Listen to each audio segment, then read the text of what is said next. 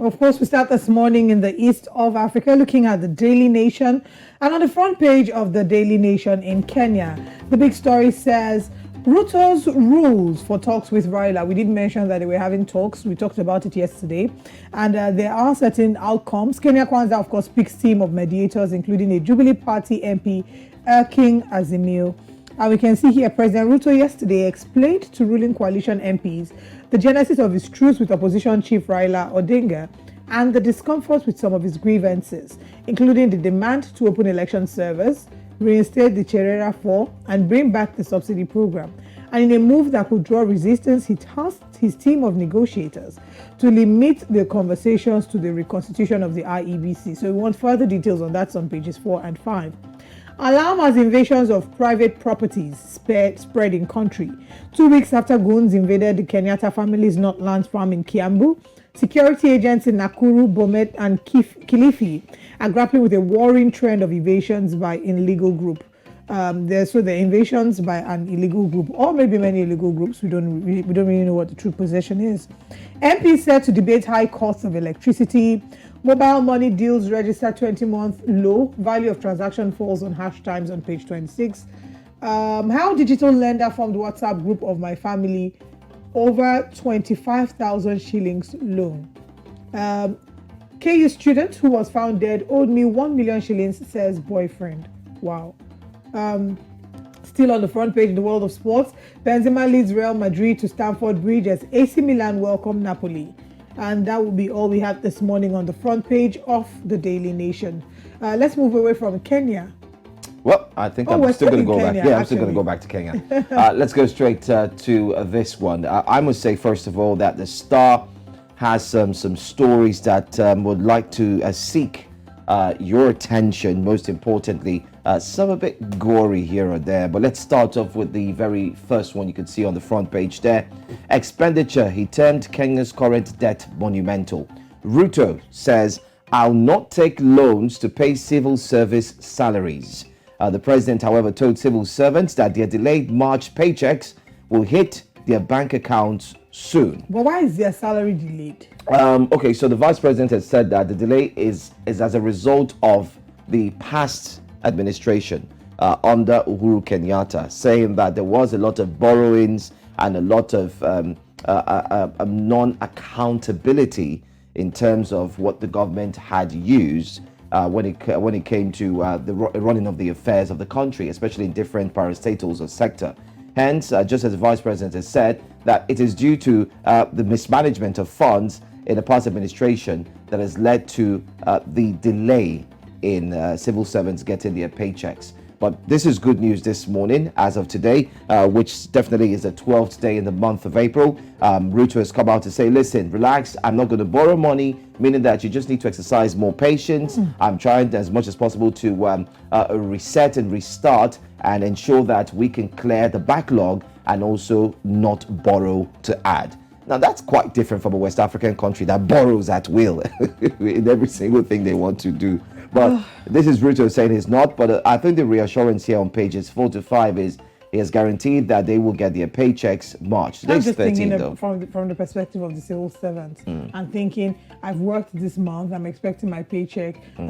Subsidy has been removed. There's increased price in everything. How am I supposed to eat? How am I supposed to feed and take care of my family? Like the popular saying, change comes with its challenges.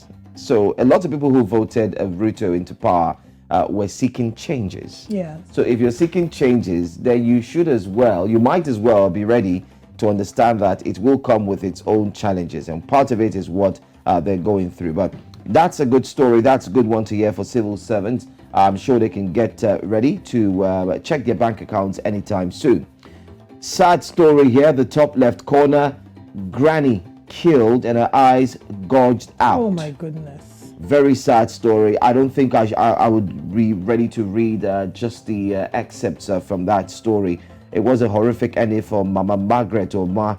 The killers gouged out her eyes, shaved her head before... That sounds ritualistic. Cutting it off. That sounds very ritualistic. That's gory. Ugh. After and left the 64-year-old granny naked body in a bathing shed behind her house. Her head was found lying in a pool of blood.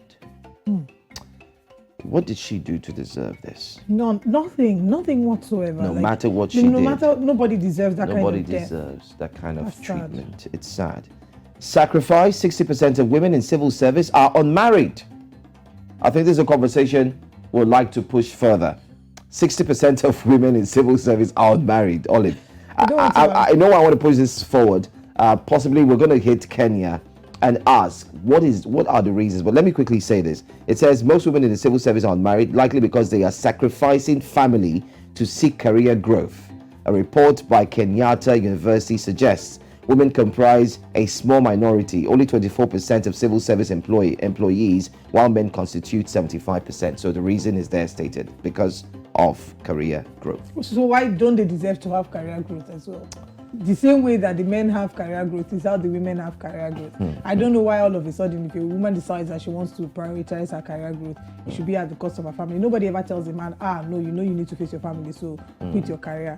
It's the odds are really not in favor of women. Later they will say, you people have too many international women days. This is part of why we have international. You know why I won't agree with you, Olive? This morning, this newspaper, we're debating it. You know why? Let me tell you why. We still have some women, we still have some ladies who go after their careers or have their careers, and they still have their families. So they're managing both of them. Yes, they're it's able possible. to do so. It's very difficult, but it's possible and it's doable. More importantly, if you have a supportive partner who is in with you on it. But this conversation, I think if we start, we'll not finish it. Okay, all right. Let's leave it for some other time. Possibly we'll get our female activists and, of course, get us some from the workforce, somebody who's representing the Ministry of Employment and Labor, possibly from Kenya, who will get to join us sometime soon, so we can have this conversation. But that's all I'm taking on the Star from Kenya. All right, let's move away from the East and settle here in the West on the front page of the Punch. Tinubu won presidential poll, INEC tells tribunal on page 2. President-elect clinched 1/4 of valid votes in 29 states, according to electoral umpire. Losing FCT, IRF hiccups can't invalidate APC victory, says INEC. We also have here 256 stranded Nigerians rescued from Libya and Chad. Oh, wow. We can see photographs of them coming back into Nigeria. Rottweiler Jandor asked tribunal to sack Sanwo-Olu. So part of the conversations we've seen that made the headlines, there had been conversations about Sanwo-Olu allegedly submitting fake GCE results to INEC, and that's part of, that may be part of what is asking for the tribunal to sack Sanwo-Olu. But the details of that on page 12. And still on the front page, assault, police to begin trial of 3 Rivers and Kano cops. Mob beats OAU student to death over stolen phone. Yet again, another story of jungle justice. Another sad one on page 4. House leadership, pro G5 reps plot to scuttle PDP plans on page 2. National Assembly proposes jail term for Ponzi scheme promoters. And I agree. There should be jail term. It's fraud. Although the people who fall a lot of times are greedy people. Yeah, greedy people. But these ones who have decided to capitalize on people's vulnerabilities, they should face jail time. I agree with Olive on this one. It's 1-1 now. Yeah. Amcon bars Arik Air founder from airlines premises. Oh, wow. That's a story to look into on page 27. But that's all that we have on the Punch newspaper. All right. That's all we have on the front pages for this morning.